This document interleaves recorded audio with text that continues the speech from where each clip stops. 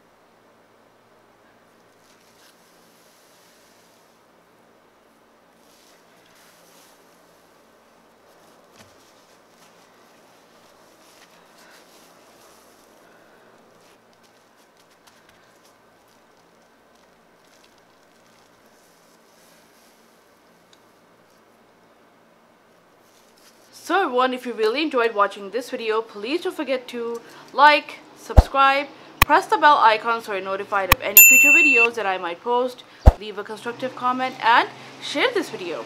I'll really appreciate it. As always, thank you so much for your support and encouragement. Thanks for watching. Until next time, Allah Hafiz. Bye.